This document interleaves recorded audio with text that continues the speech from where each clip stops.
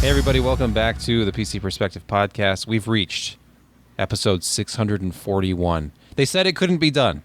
They said 640 was enough for anyone, allegedly, and then denied saying it. But we can't deny that we're doing another show, and I'm rambling. I'm Sebastian Peak. Let's introduce the rest of the cast. I'm Jeremy Hellstrom, I think. I'm Josh Walrath. I'm going to be Brett Van Spernberg tonight. Okay. Still. I think you play the Brett Van Spurenberg role rather well. It's a skin. It's an archetype. Naturally. It's a PC per archetype now. Let's get that boilerplate out of the way, shall we?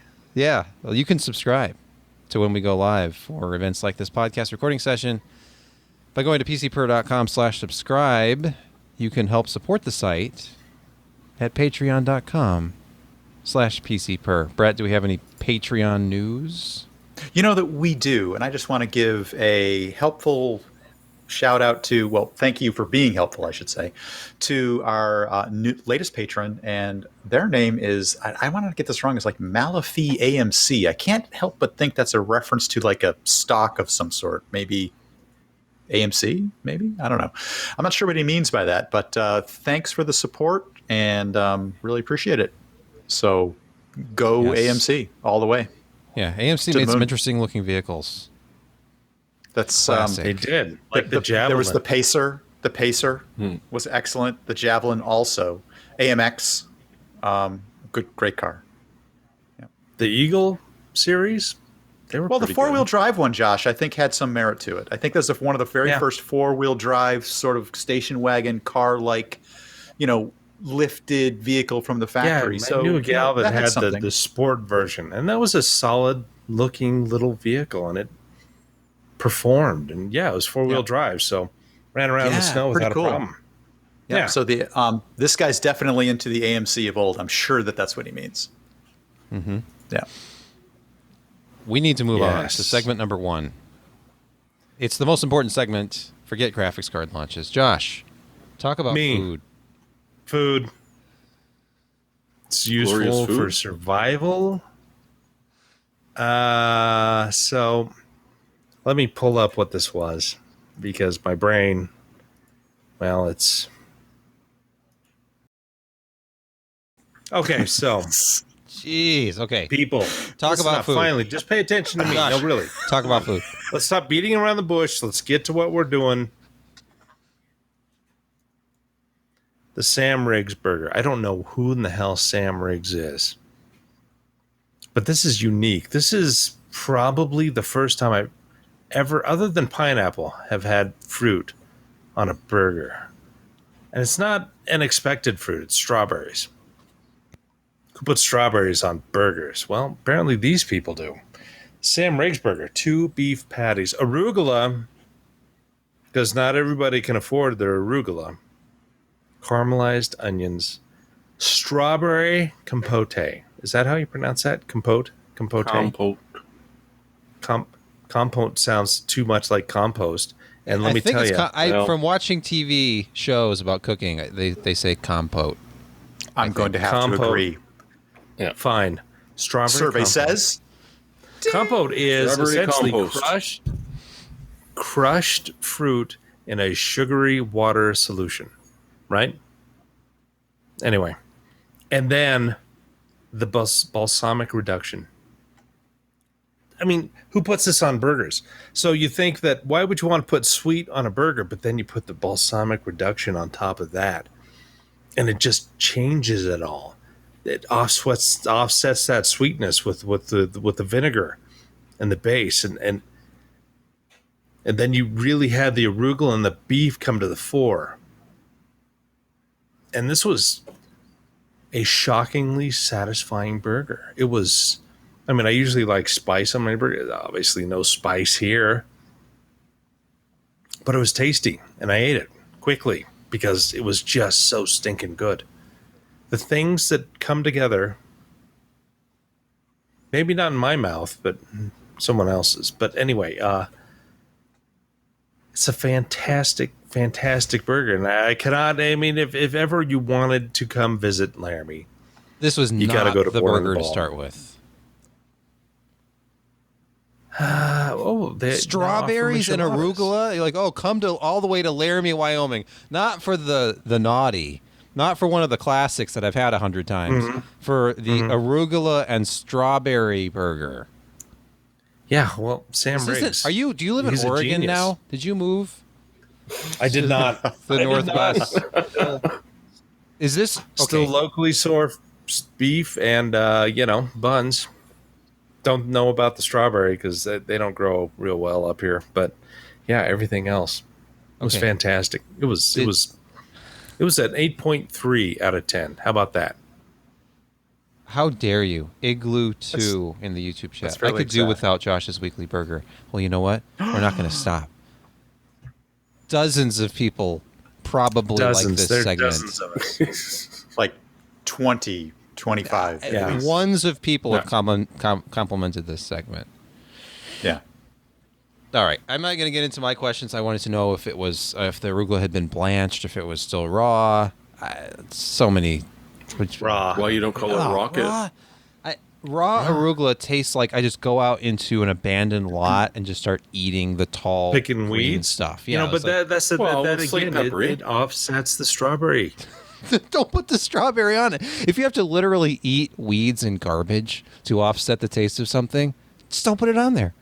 A burger is good. A bun is good. Fries are good. Why are you putting strawberry preserves? Why are we listening to the vegetarian about I don't care, burger? but exactly. It was good, and the fries were good too. So all of his comments tonight are coming from behind a fern, so we could probably just but not two ferns. There's only one fern here.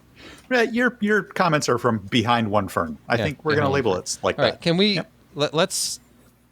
I don't know. Can we? Do we ever want to? No, I don't want to. Okay, we don't really want to, but we can. Out. Okay, hold on. We talked about this last week. It happened shortly after the week prior's show. AMD announced the RX 6600 XT. So it's going to be their new, I guess we'll call it mid-range graphics card, but it almost seems like, I don't know what to call it. What were the RX 480 and 580 cards considered? Were they considered mid-range back then at $200? Yeah. Okay. Yeah, yes, definitely. Range 200 to 250. Yep. So modern mid-range, of course, is the price of last-gen high-end. I was remembering with fondness, almost. I never thought I would miss July 7, 2019. It was a stressful week. I didn't sleep probably a day or two before the launch because there was so much work to do because the Ryzen processors were launching along with new graphics cards. There was a new architecture. There was a lot of stuff to cover. But the important thing is that was the era of the $399 high-end graphics card launch. 5700 XT announced at $449. Then, JK, we just did that to jabate NVIDIA, as Scott Herkelman put it, and they actually launched at $399 for the 5700 XT. And they lowered the price on the 5700 as well. It's like $349. So those prices, I'd forgotten. So I was shocked. Let me get this straight. Yeah. You're saying that over 2 years, you're paying the same amount MSRP for the same performance. Yes. Isn't that amazing? But you increased your efficiency, right? True. Oh, dramatically. Dramatically, yes. Yes. Yeah. So how much do you care about saving 100 watts? Because that's what this is. Although you can't... Well, if you're a miner... Right. Well, if you're a miner... Yeah, if you're a miner, then F you. But, yeah. Here is the first one. AMD sent along a graphics card for the launch. And it's super weird because AMD's embargo was up on the 10th at 9 a.m. You'd think, give people a day to decide, read all the reviews, decide if they want to buy this on launch day. But partners couldn't release reviews until the day of launch. So we had a Sapphire card review go up today, even though I had already published an MSI review. So it was weird. Anyhow, they talked about how this was going to be a high FPS 1080p card. And if you look, we talked about this before, but just to rehash briefly, 32 compute unit GPU, only has 128-bit memory interface. And the Infinity Cache is only 32 megabytes. And as you know, that is significantly less than the 6700 XT. So what does that mean? Well, it means we're targeting 1080p gaming performance instead of 1440p. What's interesting about this, Josh, is that What's interesting about it? this is Navi 23. This is a mobile chip, kind of. No way. And you get that impression when you realize, oh, this is actually only a by 8. And I look up Navi 23 to refresh my memory, and sure enough, the 6600M uses Navi 23, but it's got some of the, compute units disabled, doesn't have as many streaming processors, but this, I don't know why I didn't even have this on here. It's 2048, it's 2048. And this is a 237 millimeter squared chip. So it's pretty small for a TSMC. GPU. Yeah. It's like a quarter the size of the 6800. It's not small right? for a mobile GPU. Think about it. What if you could take a mobile GPU and up the TDP a little bit and put it on, expansion cards that you can put a hefty cooler on and run them at really high clock speeds. And that's what this just product increase that TDP from 35 watts up to 150. Some amazing throughput numbers. Yeah. And here's the card. This is the first one. This is the MSI Gaming X 8G, which has a pretty substantial cooler on it. As you can see, it's got the cutaways in the back, the slots to allow air to pass through, kind of like an RTX card. And this has vertical fins, so you're still going to be dumping a bunch of air against the motherboard and out into the case. Okay, I've got to make one comment here. Yeah. Even though it's a by 8 card, it fills out the entire by 16 slot, and so I'm just really confused by that. Yeah, I know. It's. I mean, are those contacts just not connected to anything? I gotta wait for the Gamers Nexus teardown. I didn't take my card apart. Maybe it's just for stability's purpose to kind of fill up the slot so that it doesn't sag as much, perhaps. Well, the other card I tested, which is going back to Sapphire tomorrow. This is one in my hand here. Even though the card is only connected to 8X, it is designed to be, more PCIe 4.0, which has roughly the same bandwidth as PCIe 3 16X, which leaves more lanes available for potentially other devices. See, they did us a favor. Motherboard. That's nice. Yeah, well, you kind of try and look at it. Okay, There's a positive this is the card, way to look at it. by the way. Here it is at Newegg. This is not a third party. It's sold and shipped by Newegg. The price is $579 plus $9.99 shipping. Jeremy, I don't think you meant that. I sense that you didn't mean it. Yeah. Okay, just in case you haven't. Seriously. I'll briefly go over this because it's kind of important. The test setup has changed. So the GPU test bed is new, and I didn't use any old numbers, so I had to retest everything that's in this review from scratch. This is a Ryzen 7 5800X using the correct 3600 memory. It's actually that really nice G-Skill Trident Z Neo set. It's 32 gigs, 16x2, CL14, 3600 DDR4, super low latency stuff. So the Ryzen is running with the 1800 F clock, and it's the Crosshair 8 Hero Wi-Fi board, but it's the latest BIOS 3703, which is AGESA V2. It's 1.2.0.3 patch C, which I'm sure is already out of date, but that's what I used. And it's Windows 21H1 build 19043.928. Freshly installed, all the latest drivers, including the press driver, which has now been released. It's 21.8.1 for support for the new GPU. But look at the results. Here's Assassin's Creed Valhalla, or Valhalla, however you pronounce that. Valhalla. The 5700 XT is about a frame and a half per second faster than this MSI 6600 XT. We're talking 94.5 and 95.9 frames per second. They're very close, and they stay close. They're right there with each other. Here's F1 2019. High refresh, yes, indeed. Over 200 frames per second at 1080 Ultra in this game. And 221 frames per second from the 6600 XT, 224 frames per second from the 5700 XT. And the similarities are across the board, and they're at 1440 as well. In fact, things tighten up a little bit at 1440 in some of the reviews I've looked at. So definitely optimized for 1080, but overall, if you know what a 5700 XT can do, which is roughly a 1080 Ti level of performance, then you already know. It was like a 1440p card, wasn't it? Yeah. Yeah, it kind of was. Yeah. You know what this one can do. So 2 years later, and here's some power numbers just at the wall with a gold rated power supply. This card was pulling 290, total system actually was pulling 290. And this card has a 160 watt TDP. So the processor was pulling over 100 watts on its own, memory, storage, all that stuff, overhead from the PSU. The 5700 XT, 384. So almost 100 watts lower power draw with the exact same system and roughly the same performance. So it is a much more efficient card, RDNA 2, with this infinity cache. It's pretty remarkable what they're doing with what is essentially a mobile GPU. So, unfortunately... This so needed to be a 329 or less card. So needed to. 128-bit memory bus. Yes, GDDR6 is getting up there in price. But everything else just screams. I mean, it's a mobile part. It doesn't pull nearly as much power, so you don't have to have the robust PCB and power delivery.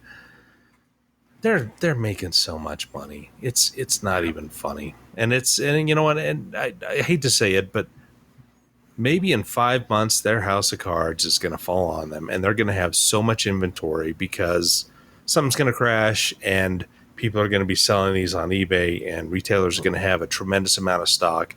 And then, you know, the demand has just been exhausted, and it's going to suck for them. Maybe that's just me being dreamy hopeful about. Yeah, but I don't know. I mean, I don't wish ill on people. They've worked hard. They should be rewarded for their work. They've put out some really, really interesting products over the past year, but I swear to God, MBAs ruin everything. They do. You want to know something that ruins my testing? This little Sapphire card that's significantly smaller and way lighter. Yeah. Than the other card, the MSI card. So you're implying a lot less metal in the heatsink. Right. I'm thinking this is going to not perform as well, and it's an MSRP card. This is a stock $379 card right here. The Pulse. So the that's Sapphire not Pulse. non-OC, where the MSI one was OC. Very slightly OC. Oh, okay. But look at the performance. The Sapphire Pulse, when I tested it with the same drivers, leapfrogged, at least in Assassin's Creed, but I mean, we're talking 1 to 2 frames per second difference between these cards anyway. It had slightly better performance than the 5700 XT, and with the exception of Metro Exodus, outperformed the MSI card. So under load, it was actually maintaining slightly higher frequencies. It does have an interesting advantage, though. This card, the Sapphire... Temps? Look at the heatsink. Horizontal fins. Instead of being vertical. Yeah. Like, if you look at the card sideways, like the... Okay. The fins go this way instead of this way. What are you saying? What are the So air blows through the card, and a lot of it actually exhausts out the back. exhausts? Unusual for Gotcha. a card that looks like this, but quite a bit of warm air was coming out the back of this card, and some still comes out these slots upward towards your RAM, but with good case airflow, I actually had a good amount of airflow entering the back and going through the card, so it performed quite well under No, you under load. didn't. I did. No, look at the way the fan's going. It's pulling it all in and pushing it all out. You know It's what I'm going saying? all over the place, but my theory is that, I mean, okay, for a card, what does this one weigh? It's ridiculous. How little this one weighs. I actually weighed it on my kitchen scale because it felt so light. Okay, this one is 21.3 ounces. The MSI card is over 31. The steak I ate last week.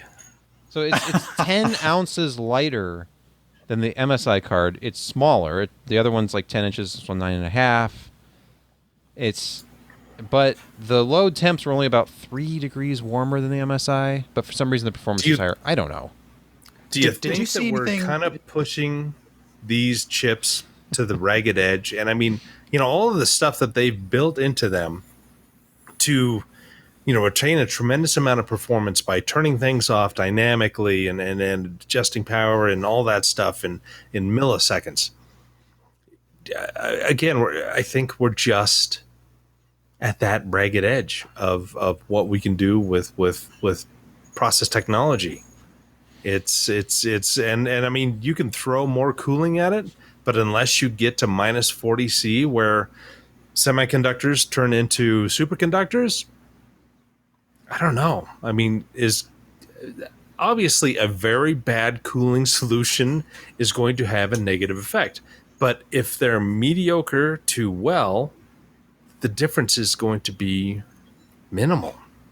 There's so many built-in factors about how each chip is run. And we're talking 12 billion transistors? Is that how many are in this frickin' thing?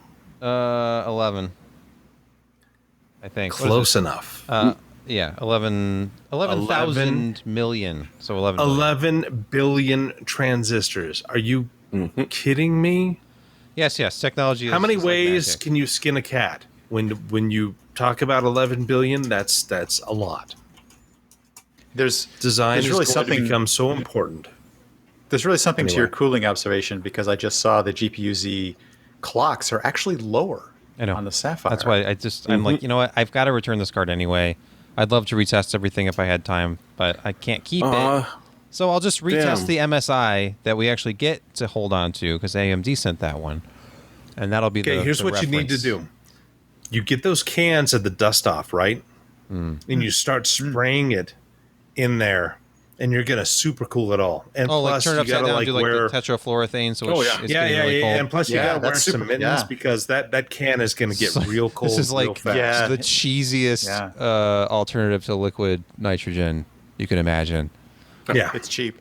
And plus, The other you'll thing you feel should really do- good at the end of it in a small space. Yes, you will. The other thing you should do is grab a high lead pencil and complete those traces and see what happens. I think so. I could turn this into a 6700 XT, even though it's a different GPU Well, yeah. entirely. Somehow. Although, no, I think this is like a full fat Navi 23, isn't it? I think Yeah, it's a Navi 2048 is 23. all there is, and there ain't any more. Yeah. Any more So it's on this really just a question exciting of keeping launch? it cool. You just have to keep it cool. I guess really. I that, think in that's it. fact, a lot of those traces are not connected to anything. So there you go. Yep. Hence the pencil. It's all dead. Just start doodling.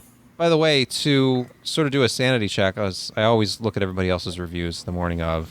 I was very pleasantly not surprised, I guess, but I was like validated that almost everybody was seeing the exact same relationship between this card and the 5700 XT. Almost to the, it was like to the 10th of an FPS in some of the reviews I was reading at. Like it's like, yeah, this is the same. It's almost exactly the same. It just depends on the game whether it's going to be tied or a frame or two ahead or below.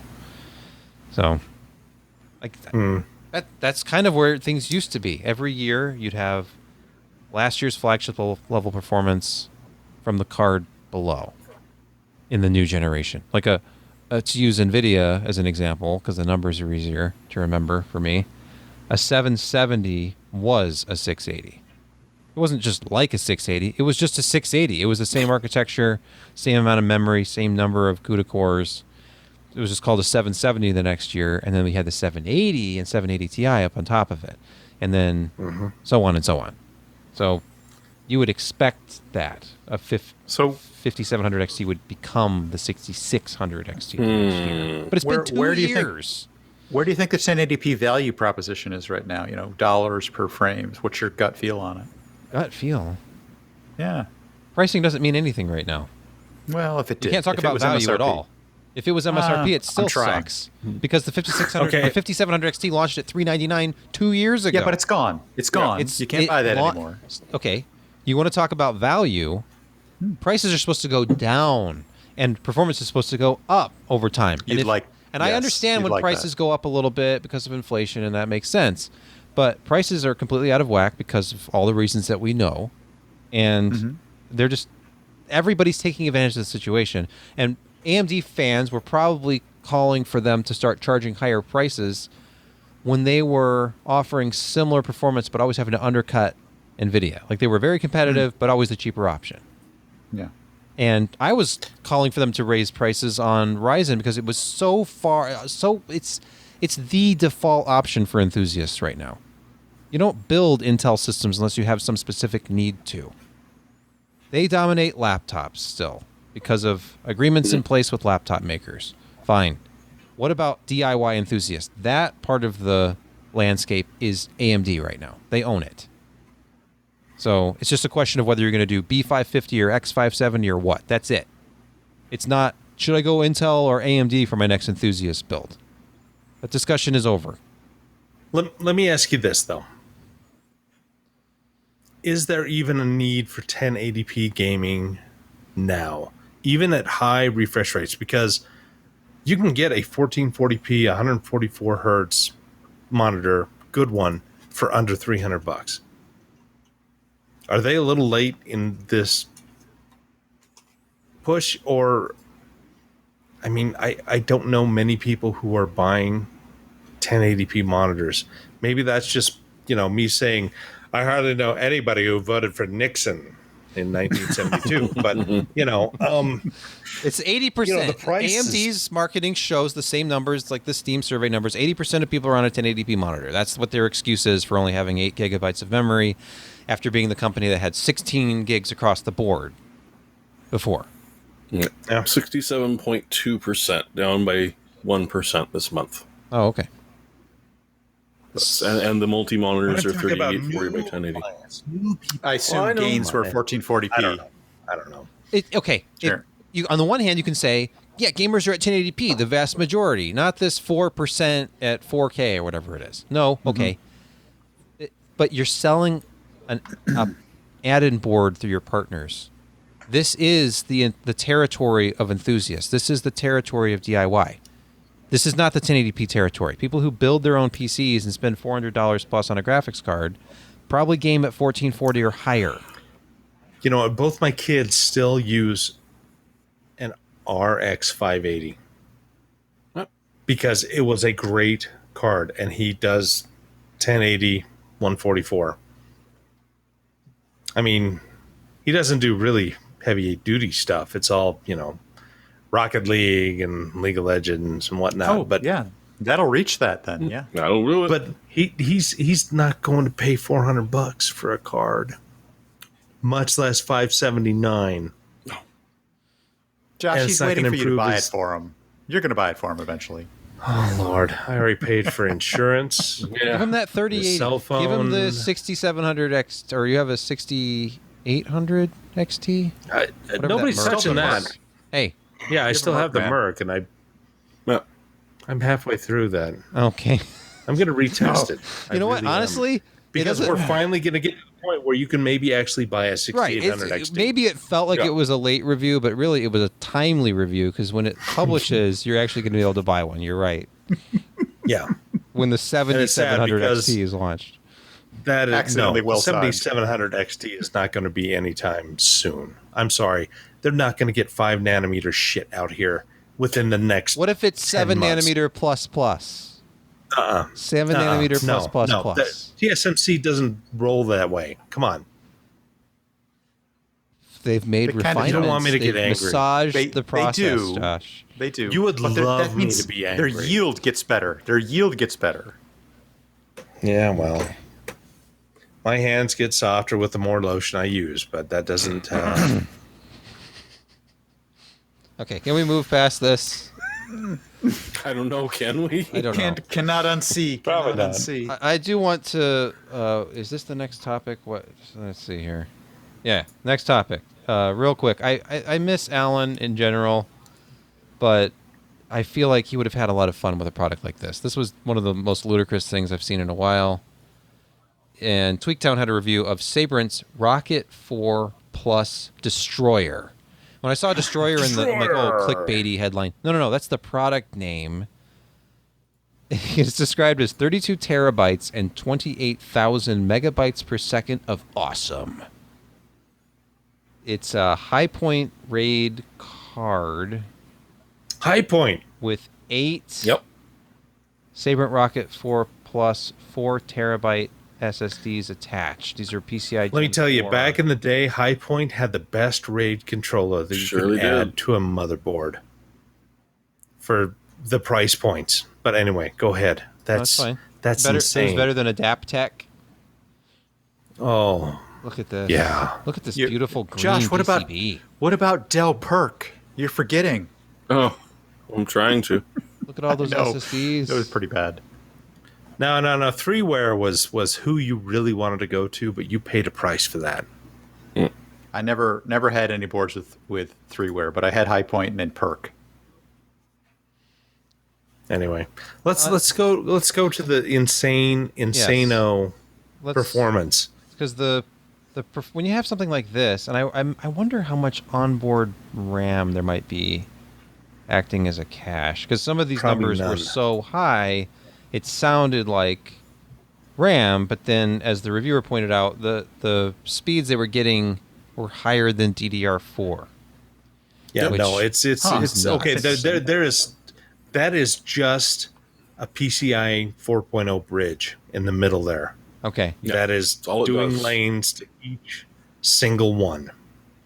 And so you don't necessarily need a cache because each of the SSDs has its own DDR4 cache. Yeah. You just have to have enough capacitors so that in case you have an unexpected shutdown, it can still pass the data onto those SSDs that can then write it and you'll be fine.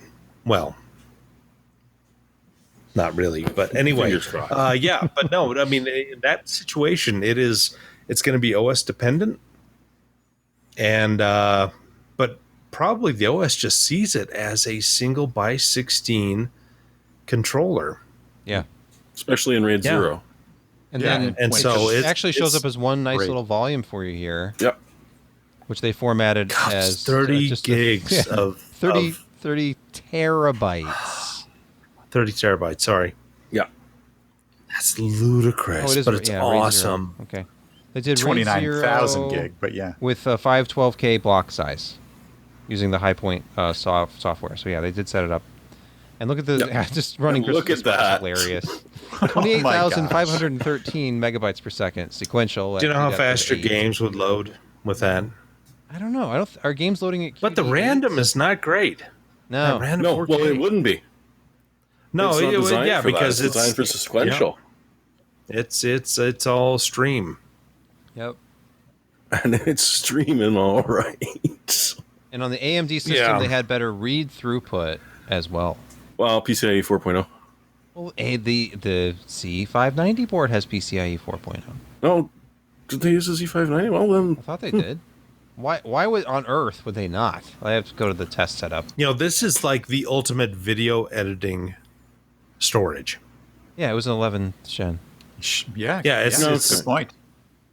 But Yeah, it's not random access. I mean, that's going to be problematic because of just the way. I mean, think about how it finds data. Random access is going to suck for SSDs, but throughput, boy, if you're editing, that throughput's going to be awesome.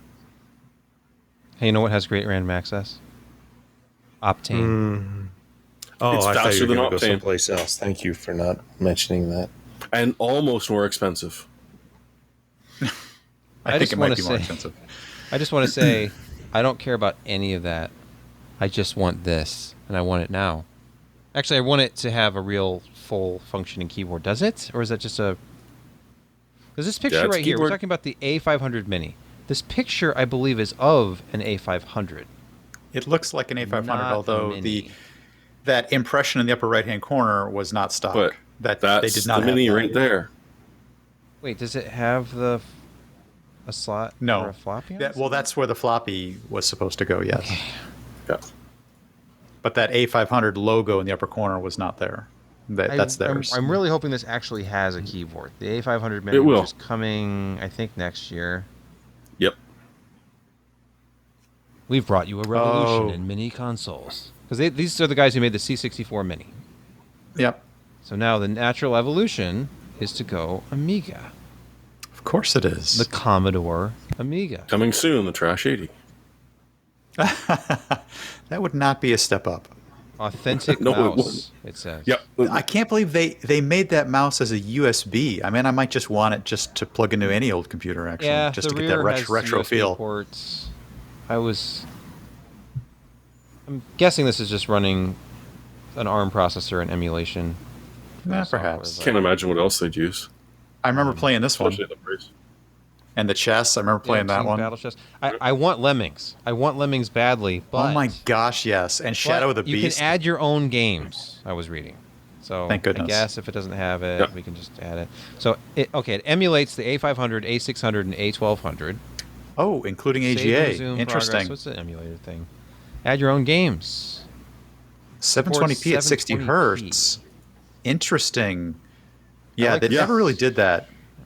No, you don't say. I like this retro-looking box. It too. did not.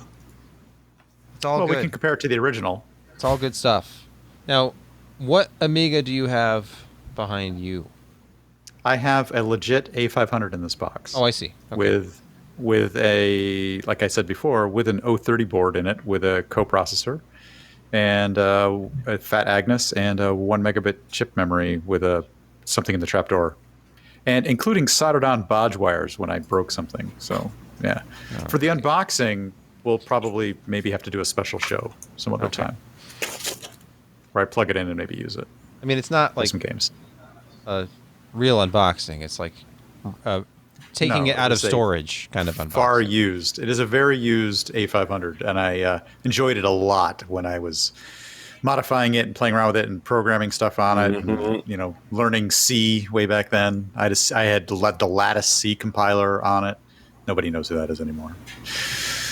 But yeah, that taught me a lot about graphics programming and game programming. How did and you look at JPEG apps. images on that? Slowly. We the Amiga had its own format, which I actually wrote a converter, actually programmed a converter using a Unix utility called XV at the time. I actually wrote the Amiga importer for the Unix XV system at the time. If you go and look at the source code of that, it has my name in it for the Amiga file format, the AIFFs. Wait, AIFFs or Amiga? What did you think they yes. were? Well, Atari? IFF was made by it was image file format made by Electronic Arts, I do believe, for the original Paint program. I think it was Paint, and that was on the Amiga, and there was expanded to AIFF for Amiga format. Yeah, and I wrote the converter for the image viewer on Unix. Well, aren't you special? Well, it is sort of a mic drop moment, so I thought I'd take it. Are you talking AFF or AI? Well, it's suddenly pertinent again for the You're first so time much in 20 smarter than years. I am. It's not Brett. even funny. Sorry. AIFF is an audio format. It's Apple, like their Yes. equivalent of Wave. So you're saying Yeah, but AFF? No, it was called AIFF, Oh, well, but this is a long time ago. So okay. Yeah. And this was back when It Apple was was affordable. 1991, maybe Yeah. 88. It was before the second coming of Steve Jobs. All right. as somebody else pointed out, it was the Atari ST era, so it was a while ago. Ooh. Okay. Well, Oh, I'll wait. There's not even a pre-order for this yet. I don't even know. We know how much it's going to cost. I think it's like $140. You're correct. Did 3DFX Official send you this link? No, but we'll talk about that after we pause to hear from this week's podcast sponsor. Today, many small business owners are busier than ever. Because they have to be focused on managing and growing their business, they can't always afford to spend the time they wish they could on recruiting. Time spent searching for and interviewing the wrong candidates for a job opening could be time better spent growing a business. That's why LinkedIn Jobs has made it easier to find and hire the best candidates, now for free. Recently, I myself have had the opportunity to use the system to locate potential new positions and gain productive interviews. For your prospective new hires, the LinkedIn Jobs Easy Apply process is super quick, making it easy for your posting to attract potential qualified new hires very fast. You can create a job posting in minutes to reach your network and beyond to the world's largest professional network of over 750 million people. Focus on candidates with the skills and experiences you need. Use screening questions to get your role in front of only the most qualified people. Afterwards, use the simple tools on LinkedIn Jobs to quickly filter and prioritize who you'd like to interview and ultimately hire. LinkedIn Jobs help you find the candidates worth interviewing faster. Did you know that every week nearly 40 million job seekers visited LinkedIn? Post your job for free at linkedin.com/PCPer. That's linkedin.com/PCPer to post your job for free. Terms and conditions apply. We're back. Right. And remember last week we talked about, for some time, we went on and on about 3DFX and like, oh, wouldn't it be great if they did come back? I want to believe. And I was the cynical, angry voice, I think. I'd like to believe that I was extremely dismissive of this because, as it turns out, it was a bunch of hogwash all along. The big reveal turned out to be nothing. It was just some really contrived, lame humor. And then it went away, and the guy said, There's a "Oh, word for deleting it this in British account, culture.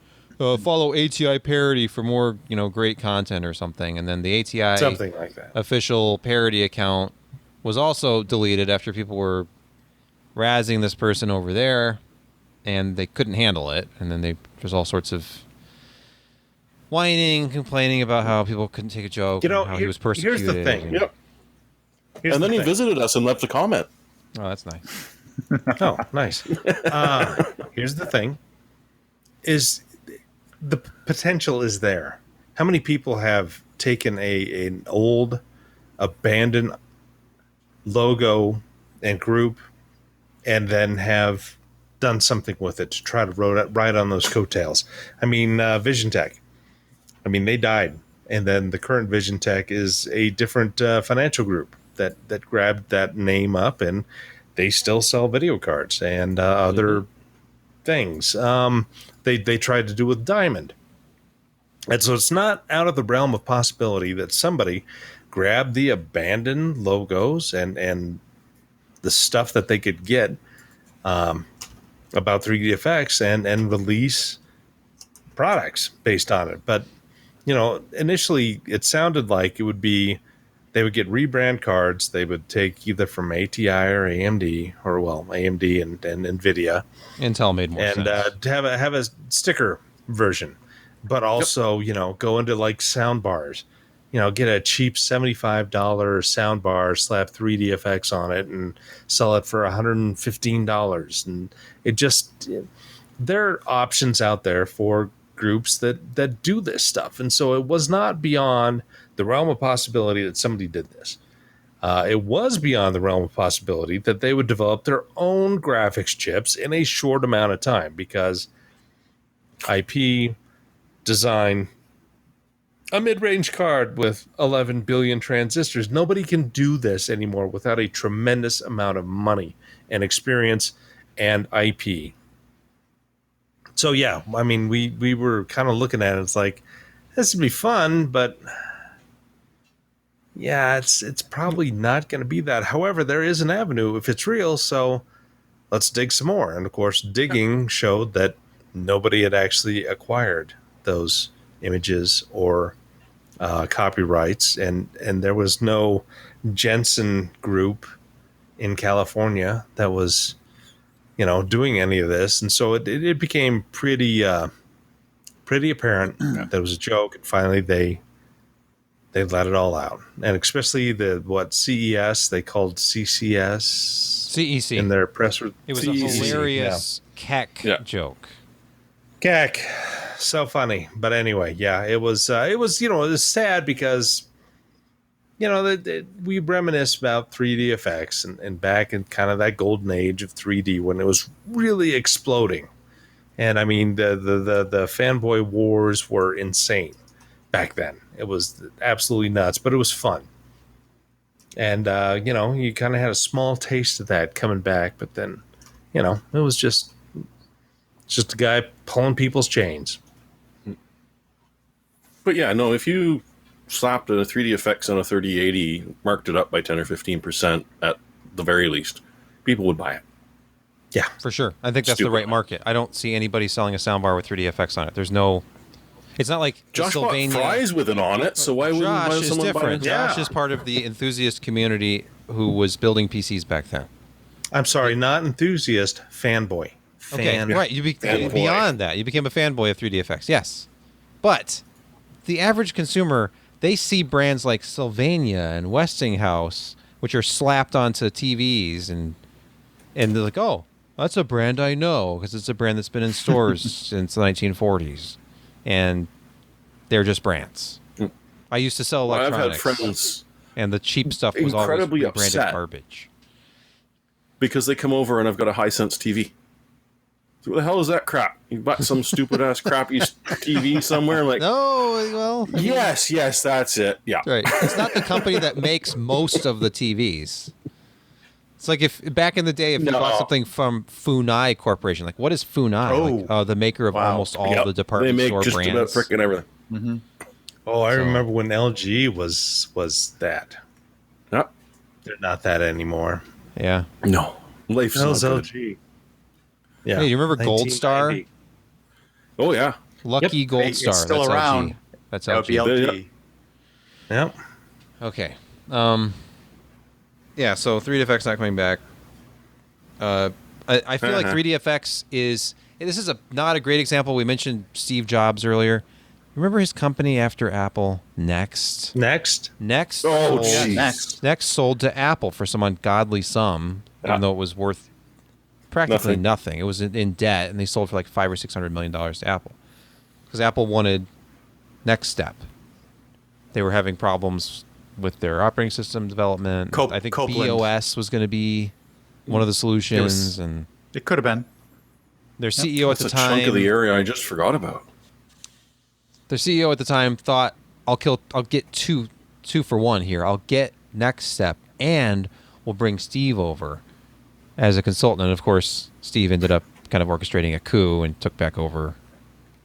But He did look a little bit Borgish back then. Yeah, but if any of those guys who got ejected still had stock, True. I think they're okay. yeah, they're okay. My They point may I have is, felt been okay about it. Yeah. Next was fully absorbed by Apple. There's no Next merchandise. There's no Next Mini. There are people who were very enthusiastic about Next. It was an integral part of the development of the World Wide Web, and it was a really important platform back then.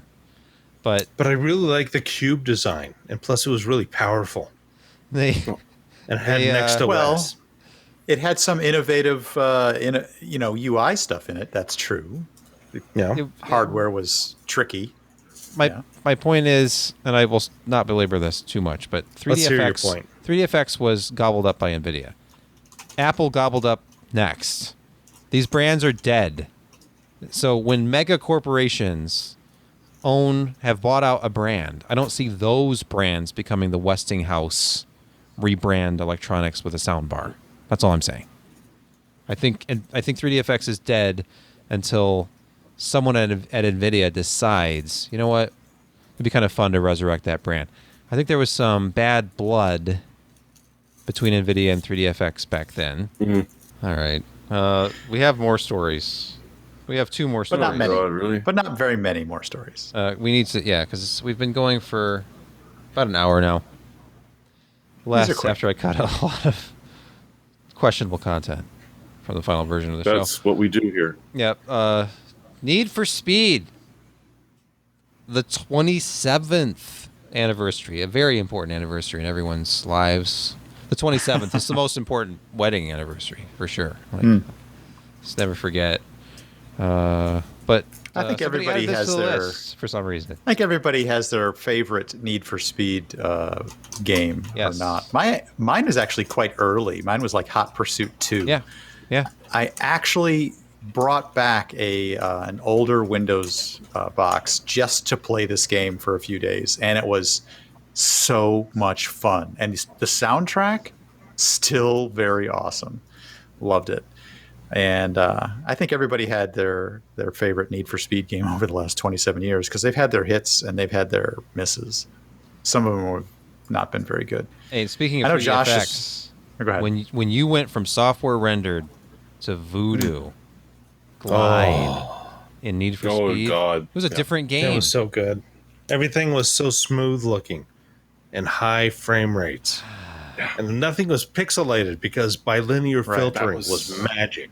That was the major thing. It was like suddenly the pixels are gone. What the hell's going on? This isn't a sprite. Yeah. Yeah. It suddenly the game looked like the cutscenes.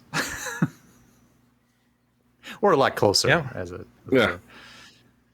You know, it's But I funny. enjoyed a lot of these games. Actually, a handful, not a lot of them, because they came up with so many. It's funny that you mentioned Need for Speed 2, Brett, because LGR did a retrospective this year on just Oh, I that didn't know that. game. Yes. I didn't know. So check out, I don't know if you've heard of him, LGR on YouTube. And you can watch the full retrospective. And he goes from software to Voodoo, shows you the difference, talks about how that was the reason he wanted a Voodoo card back in the day for this game specifically. And it's a great review. He has a good channel with how many? 1.5 million subscribers now. That's how Well, big they're coming out with a new Retro Tech is. game. Small time. They've been at this a really long time. I think that if this new game is reasonably successful, they'll keep at it. To get a lot out of these, though, you always need a fairly expensive piece of hardware. Have you guys priced a steering wheel with like force feedback and pedals and Josh shifter has. and stuff Josh, nowadays? Josh Yeah. knows. You can get a Yeah. reasonable one for under $200. But it's rarely expensive to Bushmaster fully T150 enjoy. TMX. It's just a really Now, pricey we're talking edition. direct drive stuff that's 1,500 and above, sure. But you can get Yeah, good it's stuff for below amazingly 500 expensive. bucks. Easy. It's still pricey, and I don't know if people are still keyboard worrying these sort of things. I don't know, Josh. What did you have a favorite Need for Speed game? Did you play any of them? I played the crap out of Need for Speed 2. Yeah, me too. It's a classic. That was a good one. Speaking He of was more of a Carmageddon guy. No. Porsche Unleashed was probably my favorite because That one was it really was- good. Yep. they worked with Porsche engineers on handling and physics and the different cars and what they did and how they reacted and suspension and all these extra. That was probably really one of the best And titles. it took you for through the Need for Speed history. ever. You could drive the earliest ones, and you were capable of driving later and later models, which was actually pretty cool progression and how they Yeah, it handled was differently fantastic. and how they felt. Yeah, Porsche Unleashed, I think that was the name of it. Was really Yep. good. all right, PU, NFS PU. let's move quickly to our last story. Moving. Battlefield 2042. Jeremy, you wrote about this. Technical preview arrives August 12th. That's just Do you tomorrow. like being an alpha tester? Do you like not being paid for alpha testing a game? Well, then More. EA's got a deal for you. Boy. All you have to do is go over and sign up for EA, which you've probably done at some point. So you're just going to have to get your password back. And yes, the beta it's sort of open, and that you've got to apply for it. But from August 12th to 16th, you will be able to take a look at this and find out whether it's going to be great or a huge, incredible disappointment, or somewhere in between. I mean, if you pre-ordered it, there's another beta you can go for, but you didn't pre-order it, right? You know that that's not something you do anymore. Don't do that. Don't. And you'll be able to play it on that 6600. Yeah. Or I mean, even a 580. The recommended, yeah, the recommended is Or even a RX 580 or a GTX 1060. Interestingly, Surprise with the it's only- 1060. yeah, only 50 gigs of free space, which is tiny now.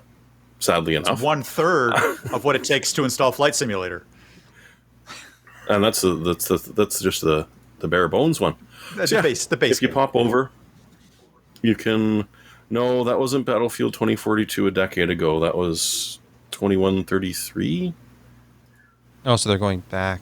The one with the Skywalker move and the mechs and the. Yeah. It was not good. I never actually played that one. It was did. not- It yeah. was. I was It was given it, almost, but but they not shut quite it as down. bad as Vietnam. BFV. I didn't like that one as man. much. I like. God. There were 2 maps worth playing on it. The rest of the time, it was just horrific. Yeah, but it had DX8 graphics, man. That It was did the indeed. water effects and the forests, jungle. There were Yeah, a couple of mods that were really worth playing, and I can't remember the name of them, but there were a Forgotten lot of Hope people was playing. probably the best mod for any of the That- Battlefield series. Yeah, That might have been it. Forgotten Hope, and they really adjusted. Like you play a Tiger in Battlefield 42, it's a really strong round, but of course, it has this huge, arc to it, and it hits things and blow it up, but you could avoid that arc so easy. And in real life, the 88 was straight line. It was a high velocity, high energy round that would kill things. And so in Forgotten Hope, they adjusted a bunch of the actual physical characteristics of tanks and weapons. So yeah, I mean, if you saw a Tiger coming up on you and you had a M4 Sherman, then you had to adjust your strategy to be able to get hits on him and not get hit by him. And so it was really, really, really a great mod. Played that for ages. You remember Desert Combat? Yep. Yeah, DC. The original 42? Like, that was one that just, that was one of my favorites. Time in that. I remember trying to fly a helicopter off of the ships onto the shore. You had to time the button pushes to get the lift just right, and so that you could fly it over. And I had a twist stick at the time, or you could use the I think it was called the collector on the controller, that you had to map it to that. You had to get that just right to fly level. The collective. Sorry, thank you. Yeah. But it was very tricky to manage. All right, but I enjoyed that one too. That was fun. Let's move on to picks of the week. Josh, go. I made the plunge. I did it. Ooh. I looked at different options, and now I finally, I was just like, you know what? I'm just going to get the LG C1 OLED TV. Only the 55-inch. I don't really have room for 65-inch, even though I was kind of considering that. But that's a good chunk of change. It's almost $600 more for the 65. Josh, and I can enjoy a lot of things. The rule with TVs is you will never regret going big. You will only regret not going big. Yeah, but I started with a 48-inch. And then I went to a 55, and that's been good enough for us. Yep. The prices have gone down on the LG OLEDs. The C1 is an excellent example. You may even get some of the Evo panels on there the later you buy them, even though you won't be able to access a lot of that functionality just because of what it is. But, who knows? Firmware and mods and whatnot can get you up there. But I'm really looking forward to this. It's coming in tomorrow. It was a big treat after everything that has gone on over the past year. And we have overcome. And so I love what you've done with your space here. This living room looks Thank you. Really Thank you. Yeah, nice. no, this is my space in the future. Oh, okay. It's like a studio, really. Because I haven't gotten my It's almost staged. Well, I mean, the designer had to mock it up for him at his studio, but this is all being. Is it real? Tomorrow. Is it RTX? Yeah. Oh, I think this might be. I don't know. Is this rendered? Is that? Oh yes, because everyone has Fresnels in their friggin' living room. Well, I mean, Sebastian is the fern expert. He can tell us if those are real or not. Expert. I don't Those even are know if this thing succulents. is a firm. Succulents. So anyway, $1,500 is still a lot of money, but it's not horrible compared to what it used to be. So you're getting a really highly adjustable, flexible screen. You can do a lot of different stuff with, and it's up there with like the Sony X90J in many terms of functionality, but about $1,000 cheaper. So, And Sony sources their panels from LG. It's just different image processing. So yeah. Oh, really? And I in thought fact, they made their their own. image no, processing Sony does not make OLED panels. They buy them from LG. Ah, okay. Yeah, and their inputs are usually worse. So, But it doesn't have a Just yellow letting you know. pixel, man. Hey, it does have a white pixel though. The Okay, LGs are sure does. RGBW, or really RGB and then just like white, which Just allows them blurring. to get brighter for those. Otherwise, the only way to do white obviously is to have all of the subpixels on at the same time. Right, And yeah. You increase the intensity of white by having it. Although I don't know. I don't know if C1 still does. My B6 has the 4th subpixel. No, the C1 it does. Okay. I think I've seen a picture and it's like, oh, now it makes sense now. Jeremy, your turn. I went for something a little bit less expensive. Okay. The follow-up to the Logitech C920 you're staring at us at, which literally is exactly the same thing except it's got a privacy cap on it, so you don't have to buy one. But what's usually $100 can now be yours for $70. And these things last forever and do a really good job. So the C925 or 20S, sorry, it's, you know, they're just immensely amazing cameras. I've been using this thing for forever. I ended up buying a second one just in case this thing ever decides to die one day.